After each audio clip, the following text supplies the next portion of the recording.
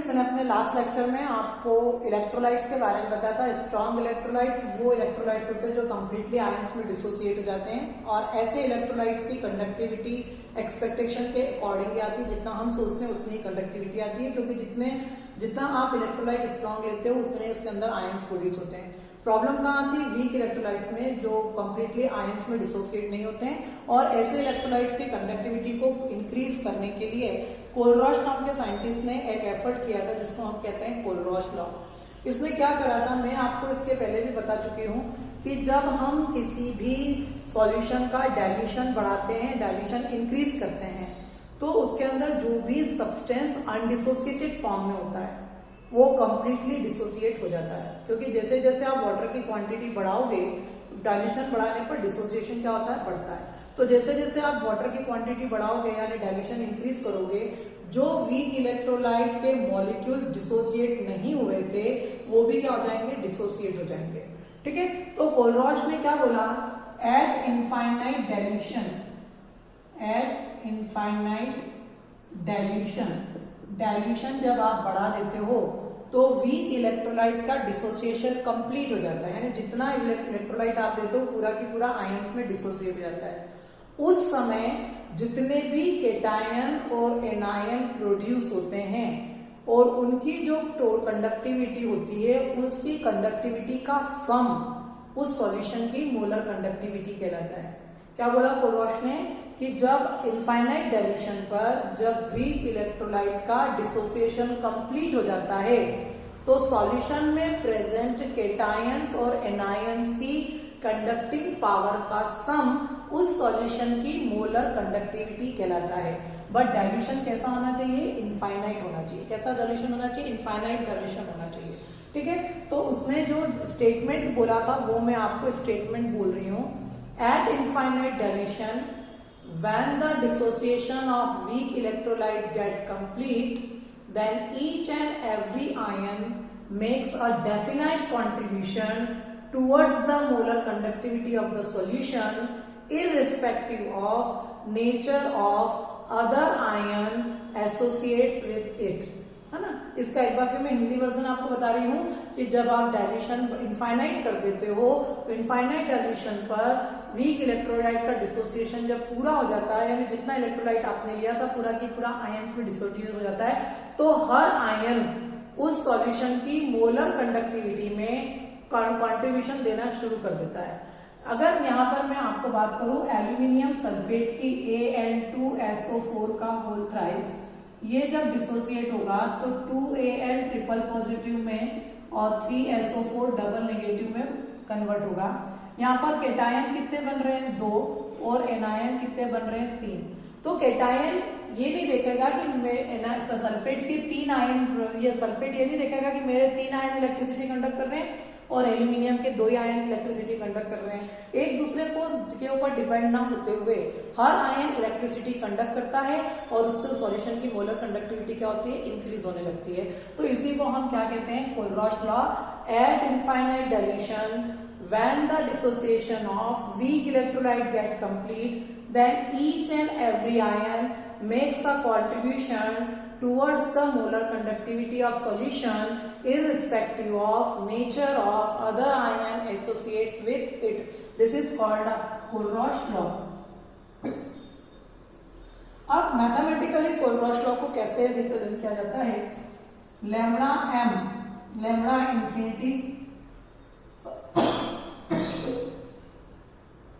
Lambda infinity m is equal to new positive lambda infinity positive plus nu negative lambda infinity negative. ये Kohlrausch law का mathematical representation है। Lambda infinity m, lambda infinity m means molar conductivity at infinite dilution, molar conductivity at infinite dilution.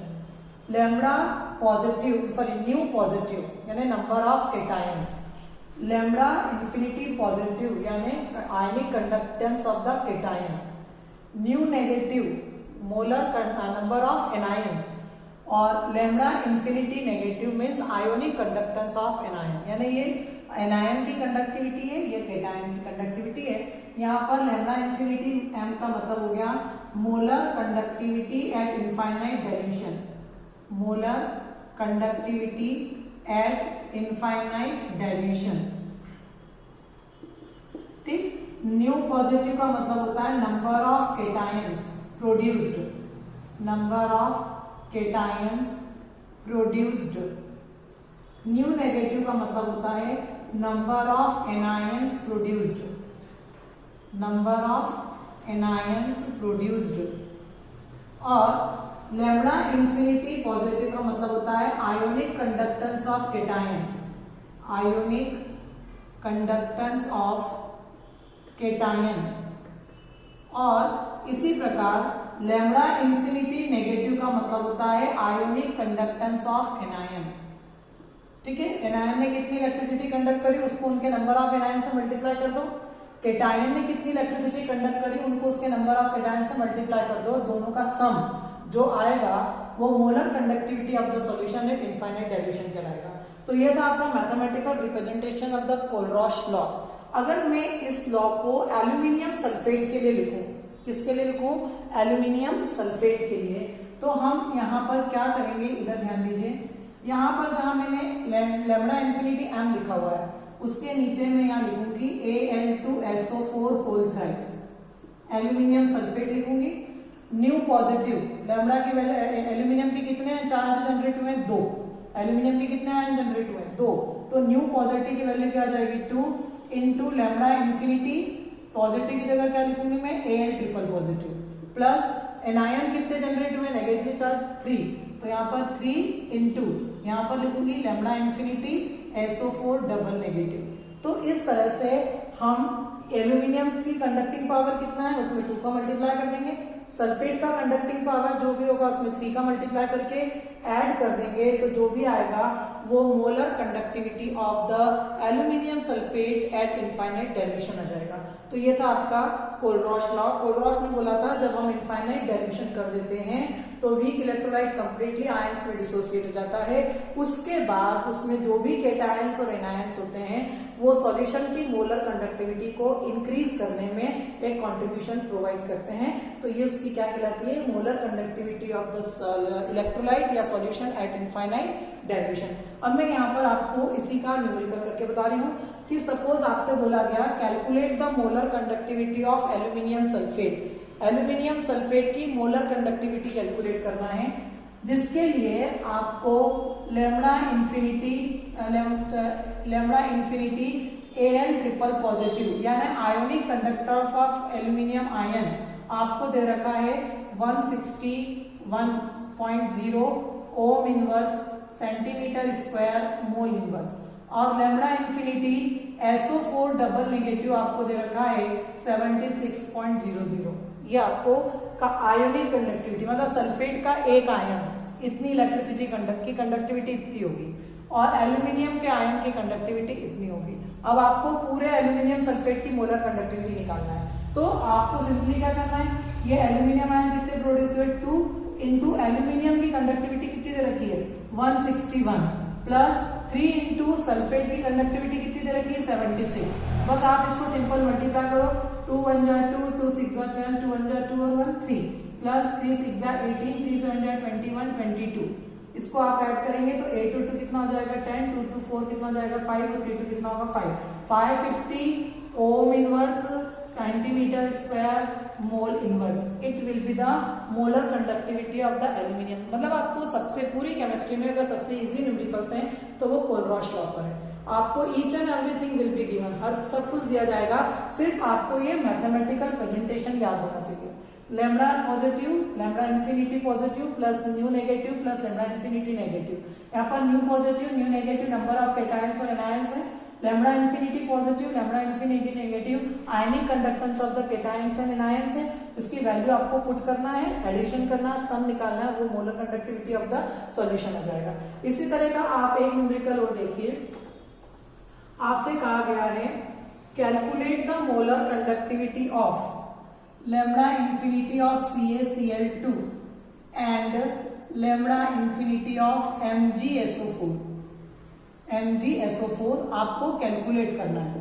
मतलब molar conductivity of calcium chloride आपको calculate करना है और molar conductivity of MgSO4 आपको calculate करना है।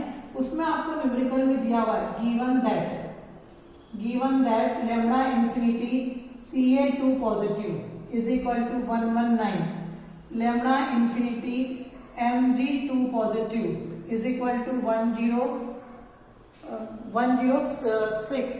कितना दिया है आपका 106। Lambda infinity SO4 double negative SO4 2 negative की वैल्यू आपको 160 दी हुई है और लैम्डा इंफिनिटी Cl नेगेटिव की वैल्यू आपको 76.3 दी हुई है। इसका आगे यूनिट है वो मोलर कंडक्टिविटी की और इन सबकी। अब आपको इसमें CaCl2 की मोलर कंडक्टिविटी निकालना है और MgSO4 की मोलर कंडक्टिविटी निकालना है। सबसे पहले हम CaCl2 पे जाते हैं। ओके, तो CaCl2 जब इसका आयंस में डिसोसिएशन होगा तो Ca पर 2 पॉजिटिव प्लस 2 Cl नेगेटिव बनेंगे।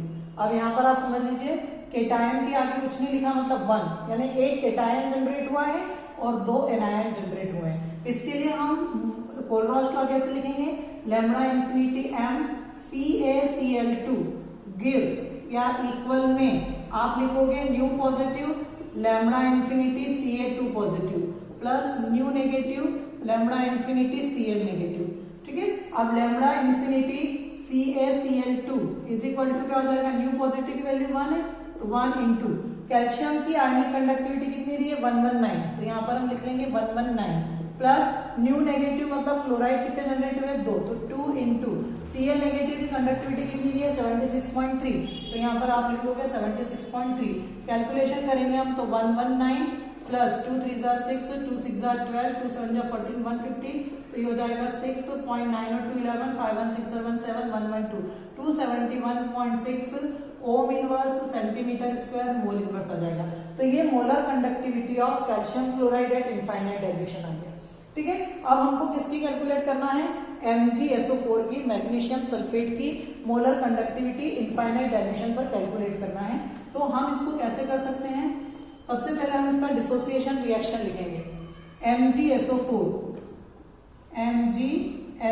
के ऊपर 2 नेगेटिव डिसोसिएट होगा तो ये किसमें कन्वर्ट हो जाएगा, Mg2 पॉजिटिव में और SO4 डबल नेगेटिव आयन में। अब आप यहाँ पर ध्यान दीजिए, यहाँ मैग्नीशियम का केवल एक आयन जनरेट हुआ है, यानी केटायन एक है और सल्फेट के आगे भी कुछ नहीं लिखा, मतलब 1 है, यानी केटायन और एनायन दोनों 1-1 है। और आपको मैग्नीशियम सल्फेट की क्या निकालना है, मोलर कंडक्टिविटी निकालना है। तो lambda infinity MgSO4 is equal to हम लिखेंगे nu positive plus lambda infinity Mg positive plus nu negative lambda infinity SO4 2 negative. अब यहाँ पर न्यू पॉजिटिव की वैल्यू 1 है क्योंकि एक केटायन जनरेट हुआ है, 1 इंटू मैग्नीशियम का आयोनिक कंडक्टेंस 106 दिया हुआ है तो यहाँ पर 106 प्लस न्यू नेगेटिव यानी सल्फेट कितने जनरेट हुए 1 इंटू सल्फेट आयन की कंडक्टिविटी कितनी दी हुई है 160, तो ये कितना हो जाएगा 106 plus 160 what it will be 6 6 और 2 266 ओम inverse centimetre square mole inverse. तो इस तरह से जो है आप 160 266 हो जाएगा, ये ओम इनवर्स सेंटीमीटर स्क्वायर और मोल इनवर्स हो जाएगा। तो इस तरह से जो है आप कैल्शियम क्लोराइड और मैग्नीशियम क्लोराइड की मोलर कंडक्टिविटी कोलरॉस लॉ के मैथमेटिकल रिप्रेजेंटेशन में रखकर मैंने आपको कैलकुलेट करना सिखाया है। ये पूरी केमिस्ट्री में सबसे इजी क्वेश्चन जो है वो कोलरॉस लॉ के होते हैं और इस तरह से सिर्फ वैल्यू ऐड करके मल्टीप्लाई करके ऐड करना है और आपको आंसर निकालना है। तो ये था आपका कोलरॉस लॉ, जिसमें कोलरॉस ने बोला था इनफाइनाइट डाइल्यूशन पर किसी भी सॉल्यूशन की, किसी भी वीक इलेक्ट्रोलाइट की मोलर कंडक्टिविटी उसमें प्रेजेंट केटायंस और एनायंस की कंडक्टिविटी के सम के बराबर होता है। ठीक है, तो ये जो था आपका कोलरॉस लॉ था। अब हम आज पढ़ेंगे इसी में applications of the कोलरॉस law, applications of the कोलरॉस law. ये जो चैप्टर है आपका, ये 6 मार्क का चैप्टर होता है। क्लब में क्वेश्चन पूछे जाते हैं 3 नंबर का एक क्वेश्चन, फिर 3 नंबर का एक क्वेश्चन। तो उसमें जैसे आपसे फर्स्ट क्वेश्चन कोलरॉश लॉ का स्टेटमेंट पूछ लिया, तो सेकंड में आपसे कोलरॉश लॉ पर बेस्ड एक न्यूमेरिकल पूछ लेंगे, या फिर पूरा की पूरा क्वेश्चन आपसे बोलेंगे state the Kohlrausch law, right it's 2 application, कोई 2 एप्लीकेशन आप उसकी लिखो। तो मैं यहाँ पर आपको अगला टॉपिक जो मेरा पढ़ाने जा रही हूँ वो है आपका applications of Kohlrausch law. Applications of Kohlrausch law, Kohlrausch law, applications of Kohlrausch law. Kohlrausch law कहाँ पर एप्लीकेबल होता है? सबसे पहला जो है वो उसका है टू कैलकुलेट मोलर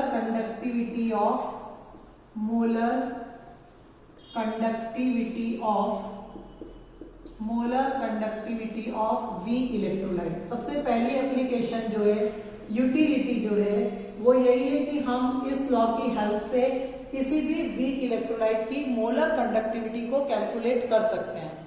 कैसे कैलकुलेट कर सकते हैं? यहाँ पर आप देखिए, जैसे सपोज कहा गया कि आपको CH3COOH की मोलर कंडक्टिविटी कैलकुलेट करना है। क्या करना है? CH3COH की मोलर कंडक्टिविटी कैलकुलेट करना है। तो सबसे पहले तो आप क्या करोगे? CH3COOH का डिसोसिएशन करोगे। It will dissociate into CH3COO negative and H positive में आप इसको डिसोसिएट करोगे। उसके बाद हम इसके लिए कोलरॉश लॉ का मैथमेटिकल रिप्रेजेंटेशन लिखेंगे। तो कोलरॉश लॉ का मैथमेटिकल रिप्रेजेंटेशन है इनफाइनाइट डाइल्यूशन पर CH3COOH is equal to new positive, या यहाँ पर 1 1 है तो लैम्डा इंफिनिटी CH3COO नेगेटिव और plus lambda infinity H positive. ठीक है। अब ये बोलो मैडम इसमें तो कुछ दिया कहीं नहीं, तो अपन कैलकुलेट कैसे करेंगे? सब कुछ लिखते रहते हो। आपको डाटा दिए हुए हैं, जैसे आपसे बोला lambda infinity HCl is equal to x ohm inverse centimetre square mole inverse. ठीक है। Lambda infinity CH3COONA sodium acetate की molar conductivity y ohm inverse centimetre mole inverse, और लैम्डा इंफिनिटी NaCl की molar conductivity ohm inverse centimetre square mole inverse दी हुई है। ये आपको 3 डाटा दिए हुए हैं, है ना। अब मुझे एक बात बताइए कि मुझे चाहिए ये वाली इक्वेशन लाना है इनसे, इससे ये 3 डाटा से। तो मुझे CH3CO नेगेटिव आयन किससे मिलेगा? सोडियम एसीटेट से मिलेगा। फिर प्लस H पॉजिटिव आयन मतलब HCl से मिलेगा। तो मैं क्या करूंगी, जो सोडियम एसीटेट की मोलर कंडक्टिविटी है और जो HCl की कंडक्टिविटी है उनको हम क्या कर देंगे? ऐड कर देंगे। अब काम का कौन सा नहीं है? मोलर कंडक्टिविटी ऑफ NaCl का कोई रोल ही नहीं है, तो हम उसको क्या कर देंगे? माइनस कर देंगे। मतलब अगर मुझे ये इक्वेशन लाना है तो मैं कैसे लाऊंगी? Lambda infinity CH3COOH is equal to sodium acetate टूटेगा तो कैसे टूटेगा? Lambda infinity CH3CO negative plus lambda infinity Na positive plus HCl कैसे टूटेगा? Lambda infinity H positive plus lambda infinity Cl negative. अब हमारे पास काम का क्या नहीं है? ये दोनों तो हमारे काम के थे, क्योंकि हमको इसी से ये वाला एक्सप्रेशन मिलेगा। कौन सा? CH3CO नेगेटिव और H पॉजिटिव वाला। तो काम का कौन सा नहीं है आपका? लैम्डा इंफिनिटी NaCl काम का नहीं है। तो हम यहाँ पर क्या करेंगे? माइनस कर देंगे। किसको? Lambda infinity Na positive plus lambda infinity Cl negative को माइनस कर देंगे। अब यहाँ पर क्या हो जाएगा? Lambda infinity CH3COOH equal to lambda infinity CH3COO negative plus lambda infinity Na positive plus lambda infinity H positive plus lambda infinity Cl negative. Bracket के बाद माइनस का साइन है तो अंदर के सारे साइन चेंज जाएंगे। Na lambda infinity Na positive minus lambda infinity Cl negative. तो मैथमेटिक्स में जो अनलाइक टर्म्स होती है वो इस तरह से कैंसिल हो जाएगा, यहाँ से ये कैंसिल हो जाएगा। तो आपके पास क्या बचेगा? Lambda infinity CH3COOH is equal to lambda infinity CH3COO negative और plus lambda infinity H positive. ये देखिए आपको जो इक्वेशन चाहिए थी कौन सी? Lambda infinity CH3COH is equal to ये, तो ये इस तरह से हमको इक्वेशन मिल जाएगी। तो मैंने क्या करा? सोडियम एसीटेट की मोलर कंडक्टिविटी में से HCl की मोलर कंडक्टिविटी को ऐड करके उसमें से NaCl की कंडक्टिविटी को क्या कर दिया? माइनस कर दिया। तो अपन इसको एक तरीके से ये पूरा डेरिवेशन लिखने की बजाय हम ऐसा भी कर सकते थे कि आ तो गया वो CH3CO नेगेटिव, तो किस किस को हमने ऐड करा, लैम्बडा इंफिनिटी CH3CO नेगेटिव को ऐड करा, उसकी वैल्यू क्या थी y, प्लस इसकी वैल्यू को ऐड करा अपन ने x, उसकी कंडक्टिविटी x थी, और माइनस किसको करा z को। तो ये इस तरह से आप करेंगे तो आपको molar conductivity of acetic acid मिल जाएगा। ठीक है, तो ये इस तरह से हम कोलरॉच लॉ की जो पहली एप्लीकेशन थी कि हमको स्ट्रॉन्ग इलेक्ट्रोलाइट्स की कंडक्टिविटी दी रहेगी और उनके डेटा के हिसाब से हमको उसकी वीक इलेक्ट्रोलाइट की कंडक्टिविटी निकालना है। तो हमको सबसे पहले हमारे वीक इलेक्ट्रोलाइट पे फोकस करना है कि वीक इलेक्ट्रोलाइट का एनायन स्ट्रॉन्ग में से कौन से स्ट्रॉन्ग इलेक्ट्रोलाइट से मिलेगा, केटायन कौन से स्ट्रॉन्ग इलेक्ट्रोलाइट से मिलेगा। केटायन और एनायन जिन इलेक्ट्रोलाइट से आपको मिले उन इलेक्ट्रोलाइट्स की कंडक्टिविटी को हमको ऐड करना है, और जो इलेक्ट्रोलाइट हमारे काम का नहीं है उसकी कंडक्टिविटी को माइनस कर देना है, तो हमको उस वीक इलेक्ट्रोलाइट की मोलर कंडक्टिविटी मिल जाएगी। स्टूडेंट आज के लिए इतना ही बहुत है, इस पे बेस्ट न्यूमेरिकल अपने अगले लेक्चर में आपको कराऊंगे। Thank you very much.